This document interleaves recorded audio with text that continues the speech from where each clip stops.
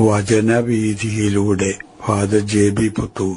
വിശുദ്ധ യോഹന്നാൻ രചിച്ച നമ്മുടെ കർത്താവ് ഈശോമിശിഹായുടെ പരിശുദ്ധ സുവിശേഷം.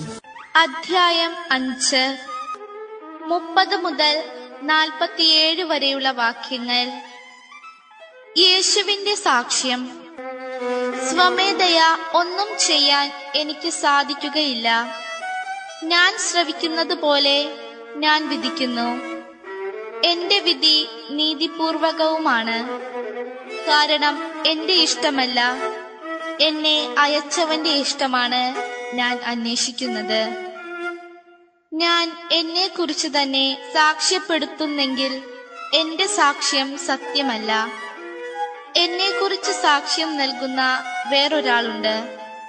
എന്നെ കുറിച്ചുള്ള അവന്റെ സാക്ഷ്യം സത്യമാണെന്ന് എനിക്കറിയാം. നിങ്ങൾ യോഹന്നാന്റെ അടുത്തേക്ക് ആളയച്ചു. അവൻ സത്യത്തിന് സാക്ഷ്യം നൽകുകയും ചെയ്തു. ഞാൻ മനുഷ്യരുടെ സാക്ഷ്യം സ്വീകരിക്കുന്നു എന്ന് വിചാരിക്കേണ്ട. നിങ്ങൾ രക്ഷപ്പെടേണ്ടതിനാണ് ഞാൻ ഇതെല്ലാം പറയുന്നത്. കത്തിജ്വലിക്കുന്ന ഒരു വിളക്കായിരുന്നു അവൻ. അല്പസമയത്തേക്ക് അവന്റെ പ്രകാശത്തിൽ ആഹ്ലാദിക്കാൻ നിങ്ങൾ ഒരുക്കവുമായിരുന്നു. എന്നാൽ യോഹന്നാന്റേതിനേക്കാൾ വലിയ സാക്ഷ്യം എനിക്കുണ്ട്. എന്തെന്നാൽ ഞാൻ പൂർത്തിയാക്കാനായി പിതാവ് എന്നെ ഏൽപ്പിച്ച ജോലികൾ, ഞാൻ ചെയ്തുകൊണ്ടിരിക്കുന്ന ജോലികൾ തന്നെ പിതാവാണ് എന്നെ അയച്ചതെന്ന് സാക്ഷ്യപ്പെടുത്തുന്നു. എന്നെ അയച്ച പിതാവ് തന്നെ എന്നെ കുറിച്ച് സാക്ഷ്യപ്പെടുത്തിയിരിക്കുന്നു. അവിടത്തെ സ്വരം നിങ്ങൾ ഒരിക്കലും കേട്ടിട്ടില്ല, രൂപം കണ്ടിട്ടുമില്ല. അവിടുന്ന് അയച്ചവനെ നിങ്ങൾ വിശ്വസിക്കാത്തതുകൊണ്ട് അവിടത്തെ വചനം നിങ്ങളിൽ വസിക്കുന്നില്ല. വിശുദ്ധ ലിഖിതങ്ങൾ നിങ്ങൾ പഠിക്കുന്നു. എന്തെന്നാൽ അവയിൽ നിത്യജീവനുണ്ടെന്ന് നിങ്ങൾ വിചാരിക്കുന്നു.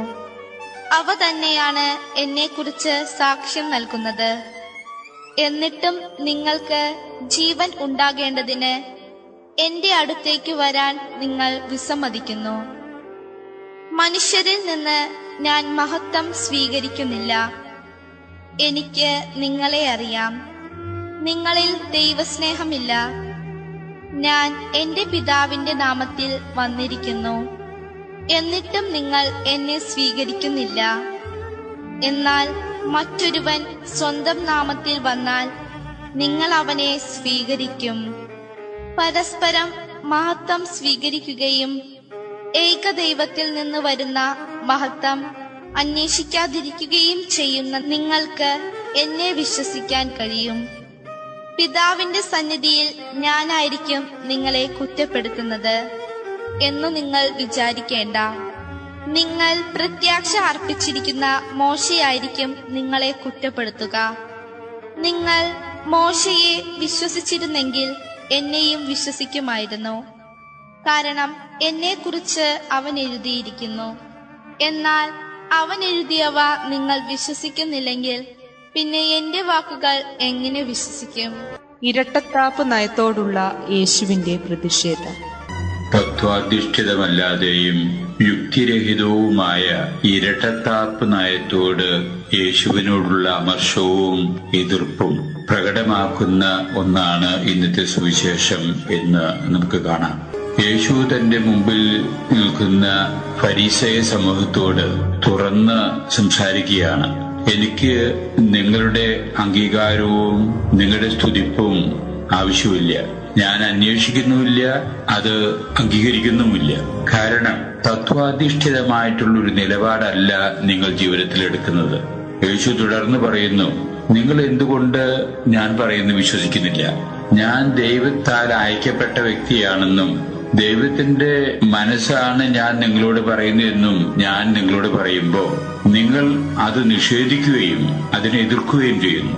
എന്നാൽ അതേസമയം തന്നെ മറ്റൊരുവന്റെ കേവലം ജൽപ്പന്നങ്ങൾ മാത്രം നിറഞ്ഞു നിൽക്കുന്ന അഭിപ്രായങ്ങൾ നിങ്ങൾ സ്വീകരിക്കുകയും ചെയ്യുന്നു.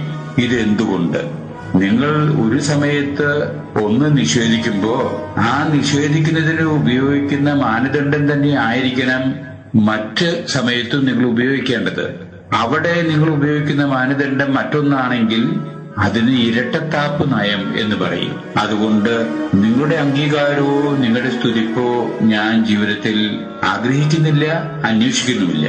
നിങ്ങളുടെ അന്ത്യനാളുകളിൽ ഞാനായിരിക്കും നിങ്ങളെ വിധിക്കാൻ ഇരിക്കുന്നതെന്ന് നിങ്ങൾ വിചാരിക്കേണ്ടതില്ല. നിങ്ങൾ വിശ്വാസം അർപ്പിച്ചിരിക്കുന്ന മൂശ തന്നെയായിരിക്കും നിങ്ങളെ വിധിക്കാൻ പോകുന്നത്. കാരണം മൂശ തന്നെ എന്നെ പറ്റി സാക്ഷ്യപ്പെടുത്തിയിരിക്കുന്നു. അതുകൊണ്ട് നിങ്ങൾ ചെയ്യേണ്ടത് നിങ്ങളുടേതായിട്ടുള്ള വക്രബുദ്ധിയും സ്വാർത്ഥ താല്പര്യങ്ങളും ഉപേക്ഷിച്ച് സത്യസന്ധമായ രീതിയിൽ തുറന്ന മനസ്സോടുകൂടി വ്യാപരിക്കുകയും വസ്തുതകളെ ആയിരിക്കുന്ന രീതിയിൽ മനസ്സിലാക്കാൻ സാധിക്കുന്ന ഒരു തുറവിയുള്ള ഹൃദയം നിങ്ങൾക്കുണ്ടാകുകയും ചെയ്യുക. തത്വത്തിൽ അധിഷ്ഠിതമായിട്ടുള്ള പ്രമാണങ്ങൾക്ക് യോജിച്ച രീതിയിലുള്ള ഒരു ജീവിതം നിങ്ങൾ നയിക്കുക.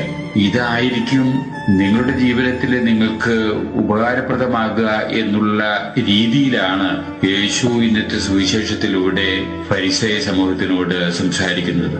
ഇതിൽ നിന്ന് യേശുവിന്റെ മൂല്യബോധം നമുക്ക് മനസ്സിലാക്കിയെടുത്ത് ഉൾക്കൊള്ളേണ്ടത് ഉൾക്കൊണ്ട് നമ്മുടെ ജീവിതവും മുന്നോട്ടു പോകാൻ ഇടവരണം എന്നുള്ളതാണ് സുവിശേഷത്തിന്റെ സന്ദേശം.